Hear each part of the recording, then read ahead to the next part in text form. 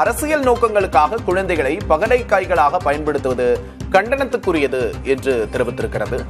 Guys, மே 4ஆம் தேதி வரப்போற எலெக்ஷன் ரிசல்ட்டுக்காக அதுல டிவிக்கு ஜெயிக்கணும்ன்றதுக்காக விஜய் வந்து கோயில் கோயிலா சுத்துறாரு. நேத்து திருச்செந்தூர் போயிருக்காரு, இன்னைக்கு சீரடி போறாரு அப்படின்ற மாதிரி அவர் ஒரு ட்ரிப்ல இருக்காருன்னு வச்சுக்கோங்களேன். தமிழக வெற்றி கழக தலைவர் விஜய் தேர்தல் முடிவுகளுக்கு முன்னதாக தீவிர ஆன்மீக பயணங்களை மேற்கொண்டு வருகிறார். ஆனா அவரை சுத்தி ஒரு விமர்சனமும் சுத்திக்கிட்டு இருக்கு. அவர் கொடைக்கானல் இருக்காரு, ஒருத்தர் துபாயில இருக்காரு. இவர் வந்து ஆன்மீக சுற்றுலா மாதிரி கோயில் கோயிலா கிளம்ப போலாம் அப்படின்னு கிளம்பிருக்காரு. இது முழுக்க முழுக்க விஜயினுடைய ஜோதிடர். அது மட்டும் இல்லாம ஒரு மன்னிப்பு கேட்கணும்னு சொல்லியிருக்காங்க. அதாவது குழந்தைங்களை தேர்தலுக்காக பகடக்காயா யூஸ் பண்ணதுனால விஜய் வந்து மன்னிப்பு கேட்கணும் அப்படின்ற மாதிரி சொல்லியிருக்காங்க. தவறான ஒரு செயல் என்பது, அதனால் அதற்கு அவர் வருத்தம் தெரிவிக்க வேண்டும் என்றும் அதில் குறிப்பிட்டிருக்கிறது. அதை தொடர்ந்து ஏகப்பட்ட விமர்சனம் விஜய் மேல வந்துகிட்டே இருக்கு. குழந்தைங்களை வந்து பிரெயின் வாஷ் பண்ணிட்டாரு விமர்சனம் வந்துகிட்டே இருக்கு. இது கூடவே நாம் தமிழரோட கட்சி கொடியை மிதிச்சு அவமானப்படுத்துறாங்கல்ல, அந்த பசங்களை வந்து மன்னிப்பு கேட்க வச்சிருக்காங்க. அவங்க வாயில இருந்தே பாத்தீங்கன்னா பிரபாகரன் வாழ்கணும் சொல்ல வச்சிருக்காங்க. அந்த மேட்டர் என்னன்னு பார்த்தலாம். நாம் தமிழர் கட்சியின் கொடியை அறுத்து காலால் முதைத்து அவமதித்த தமிழக வெற்றி கழகத்தைச் சேர்ந்த 4 இளைஞர்கள் தற்போது மன்னிப்பு கேட்டு வீடியோ வெளியிட்டுள்ளனர். நெக்ஸ்ட் சாட்டை துரைமுருகன் வந்து பாத்தீங்கன்னா ஒரு வீடியோக்கு 2 கோடி வாங்குறாரு. சீமான் வந்து 500 கோடி வந்து வாங்கிட்டாரு. அவங்க வந்து கைக்கூலியா செயல்படுறாங்க அப்படின்ற மாதிரி விமர்சனங்கள் சோசியல் மீடியால ஒருத்தன் வச்சுக்கிட்டே இருந்தான் தொடர்ந்து. அதுக்கு சாட்டை துரைமுருகன் அவர் ஸ்டைலே ஒரு பதிலடியும் கொடுத்திருக்காரு. அந்த மேட்டர் என்ன அப்படின்றதையும் பார்க்கலாம். 2 கோடி தராங்க திமுக. இந்த வாயில போய் சொல்ற வாய்க்கு அதை படிச்சவன் சூதிச்சிடால் போவான் ஐயோன்னு போவான். நீ நல்ல ஆத்தாள பொறுத்து பிறந்திருந்தா யார் இவர்கிட்ட பணம் கொடுத்தா நீ நிரூபிக்கணும். சோ எல்லாத்தையும் டீடைலா பார்க்கலாம். சேனலை ஃபர்ஸ்ட் டைம் பாத்தீங்கன்னா சப்ஸ்கிரைப் பண்ணிட்டு வீடியோ லைக் பண்ணி வச்சுக்கோங்க. ஒன் பை ஒன்னா பார்த்தலாமா. ஃபர்ஸ்ட் ஆஃப் ஆல் விஜய்ல இருந்தே போயிடலாம். சோ விஜய் வந்து பாத்தீங்கன்னா இந்த மாதிரி எலெக்ஷன்ல ஜெயிக்கணும் அப்படின்னு சொல்லிட்டு பாத்தீங்கன்னா கோயில் கோயிலா சுத்துறாரு. திருச்செந்தூர் போயிருக்காரு. நேத்து செம கிரவுட். 1 மணிக்கெல்லாம் பாத்தீங்கன்னா ஏர்போர்ட்லயே கிரவுட் வருது. சொல்லாம கொள்ளாம போனாருன்னு சொல்றாங்க. அப்புறம் எப்படி அவ்வளவு கிரவுட் வந்ததுன்னு தெரியல. எனிவேஸ் வந்து கோயிலுக்கு போறாருன்னு வச்சுக்கோங்களேன். போய் விசிட் அடிச்சிருக்காரு. இன்னைக்கு வந்து சீரடி போறாரு அப்படின்ற மாதிரி ஒரு தகவல் வருது சாய்பாபா கோயிலுக்கு. சோ இது எல்லாத்துக்கும் காரணம் வந்து விஜய் எப்படியா ஜெயிச்சணும், அவர் வந்து ஆன்மீக சுற்றுப்பயணத்துல இருக்காரு அப்படின்ற மாதிரி சொல்றாங்க. முழுக்க முழுக்க விஜயினுடைய ஜோதிடர் ரத்தன் பண்டிட் வெற்றிவேல்னு ஒரு கூட இருக்காரு. ஆரம்பத்துல சசிகலா அவர்களுடைய ஜோதிடராக ஜெயலலிதா அவர்கள் பேரை சொல்லி ஜெயலலிதாவுக்கு நான் தான் வந்து ஜேஜேன்னு பேர் வச்சேன், செல்வி ஜெயலலிதான்னு பேர் வச்சேன் அப்படிலாம் சொல்லி ஊருக்குள்ள சொல்லிட்டு திருவாப்ல. அந்த ரத்தன் பண்டிட் வெற்றிவேல் இல்லாம இவர் வீட்டை விட்டு நகர மாட்டாப்ல. ஜோதிட அடிக்ட்னு சொல்லுவாங்க இல்லையா, ஜோசிய அடிக்ட் அப்படிங்கிற ஆள் வந்து விஜய். எது எப்படி இருந்தாலும் மே 4ஆம் தேதி நம்மளுக்கு என்ன நடக்க போகுதுன்னு தெரிஞ்சிடும். சோ இதுக்கு அடுத்து பாத்தீங்கன்னா விஜயை சுத்தி ஒரு விமர்சனம் தொடர்ந்து வந்துகிட்டே இருக்கு, வலுவா அதிகரிச்சுக்கிட்டே இருக்கு. ஏன்னா விஜய் வந்து குழந்தைங்களை அவர் ஓட்டுக்காக பயன்படுத்திட்டாரு அப்படின்ற மாதிரி சொல்றாங்க. சோ அது உண்மையானு கேட்டீங்கன்னா எஸ் உண்மைதான். ஏன்னா இந்த வீடியோ கூட பாருங்க.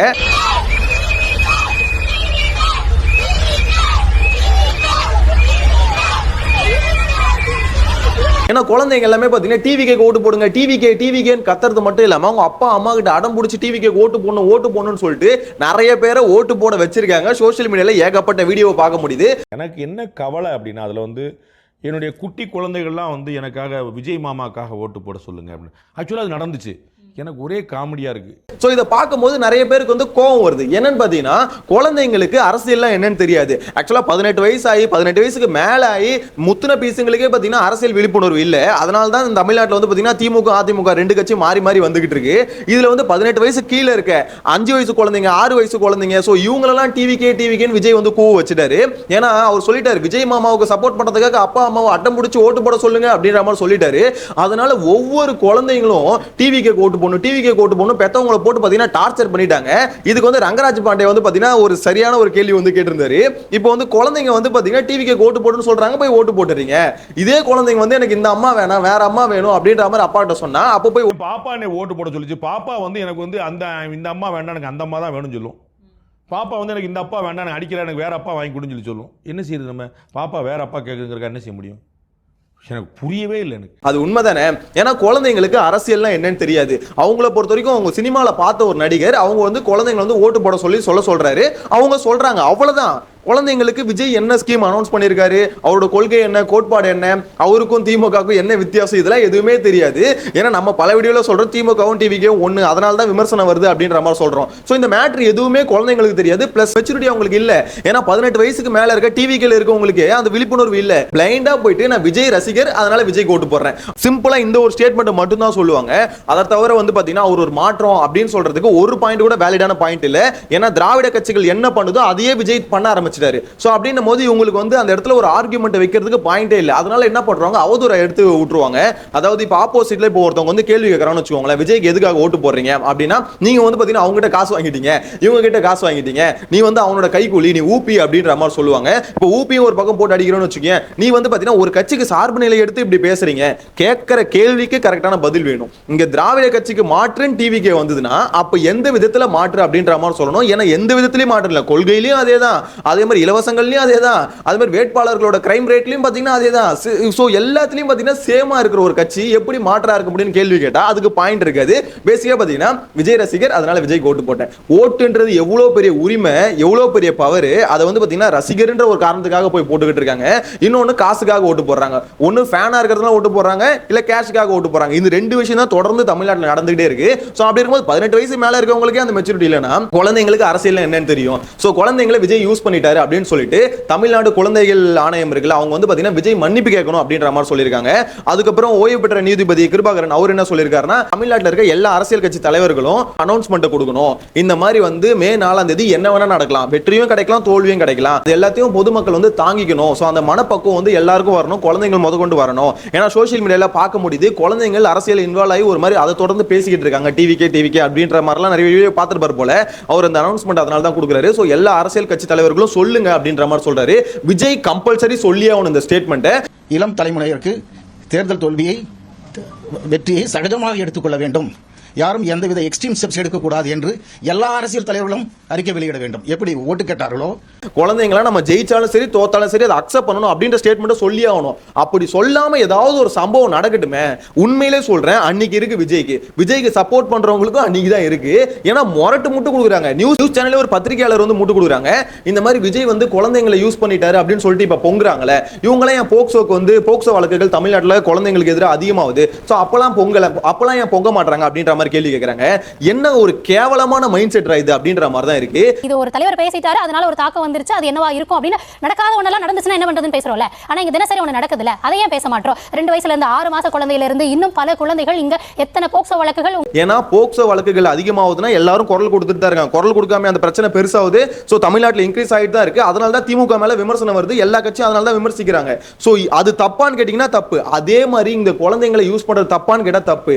இது தப்புன்னு சொல்லும் போது ஏன் அந்த தப்பை பத்தி கேள்வி கேட்கல அப்படின்ற மாதிரி கேட்கறதே பைத்தியக்காரத்தனம். இது ஒரு தப்புனா அது தப்புன்னு முதல்ல அக்செப்ட் பண்ணுங்க. அதே மாதிரி அது ஒரு தப்பானா அதுவும் ஒரு தப்பு. சோ இந்த தப்பை பத்தி கேள்வி கேட்டா இதுக்கு பதில் சொல்லாம அந்த தப்பை வந்து கூட எடுத்துட்டு வந்து ஜாயிண்ட் அடிக்கிறது என்ன மாதிரியான ஒரு மனநிலைடா இது அப்படின்ற மாதிரி தான் இருக்கு. நம்ம பேசும்போது ஒரு குற்றச்சாட்டு வைக்கிறோம்னா அந்த குற்றச்சாட்டுக்கான பதில் தான் சொல்லணும். இல்ல அது அப்படி இல்ல அப்படின்ற மாதிரி சொல்றது வேற. இன்னொரு தப்பு எடுத்துட்டு வந்து கூட வந்து ஜாயிண்ட் அடிக்கிறது. போக்சோ வழக்குகள் அதிகமாகுது, அதுக்கு எதிராக குரல் கொடுக்க மாட்டாங்க, இதுக்கு வந்து பொங்குறாங்க அப்படின்ற மாதிரி. அதுவும் தப்பு தான். அதுக்கு தான் எல்லா அரசியல் கட்சியும் கண்டனம் தெரிவிச்சுக்கிட்டு இருக்கு. விமர்சகர்கள் எல்லாமே பாத்தீங்கன்னா விமர்சிச்சுட்டு இருக்காங்க. அதே மாதிரி விஜய் பண்ற இந்த குழந்தைகளை யூஸ் பண்றது, பகடைக்காயா யூஸ் பண்றது தப்புனா இதையும் தான் கேள்வி கேட்பாங்க.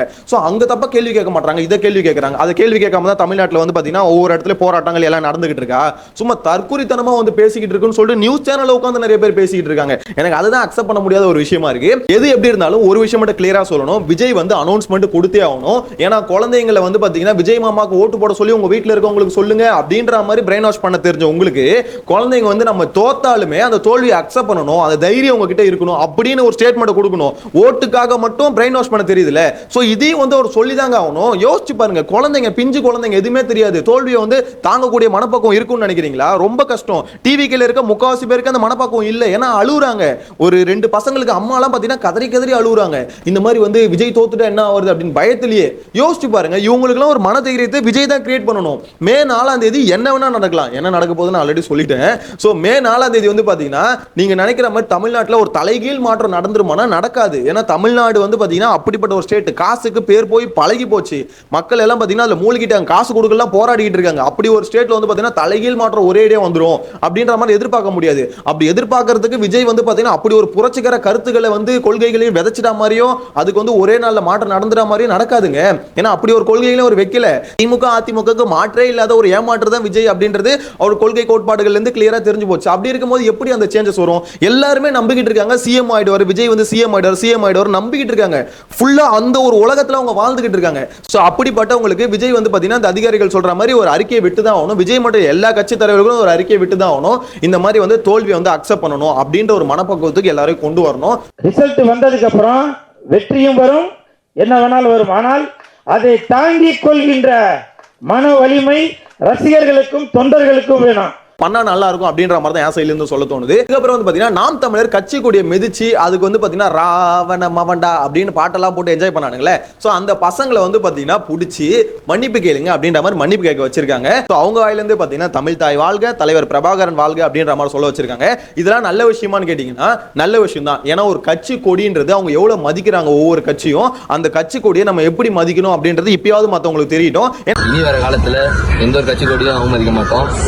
அண்ணன் சீமான் அவர்களுக்கும் உலக தமிழ் மத அனைவர்களுக்கும் நாங்கள் மன்னிப்பு நாம் தமிழ் கட்சி கொடிய அவமதித்தினால் நாங்கள் மன்னிப்பு கேட்டுக் கொள்கிறோம்.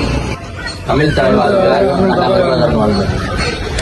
டிவிக்குள்ள இருக்கிறது பாத்தீங்கன்னா சின்ன சின்ன பசங்க, அவங்களுக்கு எதுவுமே புரியல. என்டிகேன்ற கட்சி வந்து டிவிக்கே விமர்சிக்குது, எதனால விமர்சிக்குது அப்படின்ற மாதிரி யோசிக்காம அது ஒரு பகைமை உணர்ச்சியிலே பாத்தீங்கன்னா அந்த கொடியை போட்டு அந்த மிதிக்கிறான் புலி கொடி. அது என்ன மாதிரியான ஒரு கொடி, அந்த கொடியை போட்டு அந்த மிதிச்சானுங்க. சோ இப்போ அவங்களுக்கு வந்து பாத்தீங்கன்னா பாடம் கற்பிச்சு அவங்க வாயிலிருந்தே பாத்தீங்கன்னா இதை சொல்ல வச்சிருக்காங்க. சோ இப்போ வந்து டிவிக்கே சேர்ந்த மத்தவங்களுக்கு இது புரியும். டிவிக்கே கட்சி கொடி வந்து பாத்தீங்கன்னா ஏன்னா அவங்க மதிக்கிறதே இல்லை. ஏன்னா துண்டை தூக்கி சுத்துற மாதிரி சுத்திட்டு கடைசியில பாத்தீங்கன்னா ரோட்ல போட்டு போயிடுறாங்க. விஜய் வந்துட்டு போன உடனே அந்த இடத்துல எவ்வளவு கட்சி கொடி இருக்குதுன்னு மட்டும் பாருங்களேன். ரோடு ஃபுல்லா செருப்பும் கட்சி கொடியே தான் இருக்கும். சோ உங்க கட்சியில அதை மதிக்கலனா மிச்ச எல்லா கட்சியிலும் அதே மாதிரி இருப்பாங்கன்னு அவசியம் இல்ல.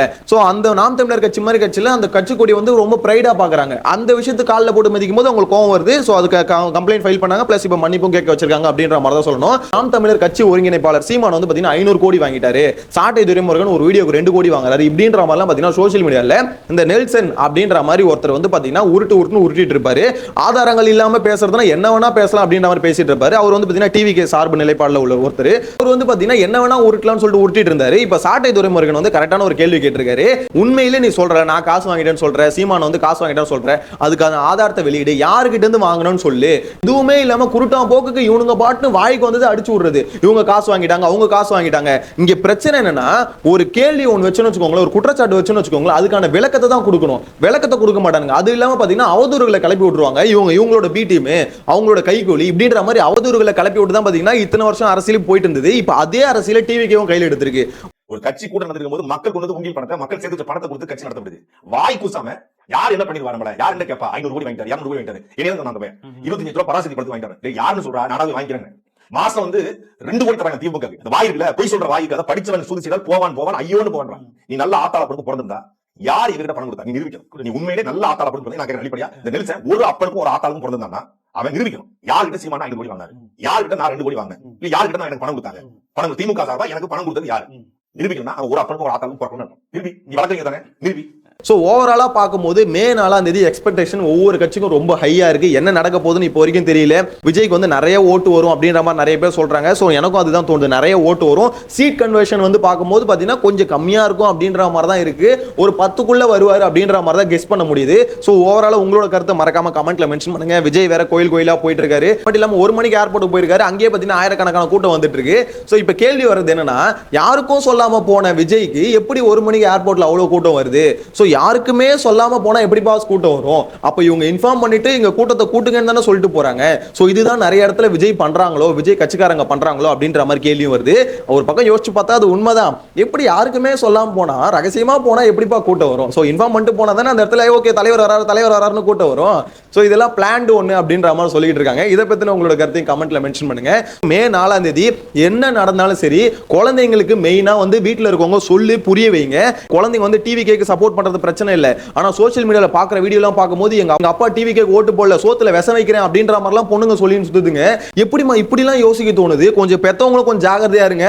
உங்களுக்கும் ஆபத்து தாயா மே 4ஆம் தேதி அப்படின்ற மாதிரி தான் சொல்ல தோணுது. இங்க என்ன விஷயம்னா, தமிழ்நாடு அரசியல் ஒரு மாதிரி டு தி ஒஸ்ட்டுக்கு போயிட்டு இருக்குங்க. அதாவது ஒன்லி இப்ப யாரையும் இங்க பாலிடிக்ஸ் பண்ண முடியும்னா, ஒண்ணு பணம் வச்சிருக்கோங்க, நிறைய காசு வச்சிருக்கோங்க அரசியல் பண்ண முடியும். அப்படி இல்லைன்னு வச்சுக்கோங்களேன், சினிமால இருக்கவங்க நிறைய ஃபேன் பேஸ் வச்சிருக்கவங்க அரசியல் பண்ண முடியும். ஏன் மத்தவங்களால அரசியலே பண்ண முடியாதா? வெகுஜன மக்கள்ல இருந்து வர ஒருத்தன் அவன் சொல்ற விஷயம் கருத்துக்களை வந்து மக்கள் கேட்கவே மாட்டாங்களா? எப்ப மக்கள் வந்து கரெக்டான கருத்துக்களை கேட்டு ஓட்டு போடுறாங்களோ தமிழ்நாடு உருப்பட்டுரும். அதை விட்டுட்டு காசுக்கும் மாஸ் ஆக்டர் வராருன்னு ஓட்டு போடுறாங்களா? பாருங்களேன், இந்த மனநிலை மாறினா மட்டும்தான் தமிழ்நாடு உருப்படும் அப்படின்ற மாதிரி சொல்ல தோணுது. யோசிச்சு பாருங்களேன், ஒரு அட்வொகேட்டாலேயோ ஒரு டாக்டராலேயோ வந்து பாத்தீங்கன்னா நாளைக்கு அரசியல வந்து சாதிக்க முடியுமானா முடியாது. ஏன்னா அந்த மாதிரி சுச்சுவேஷன் இருக்கு.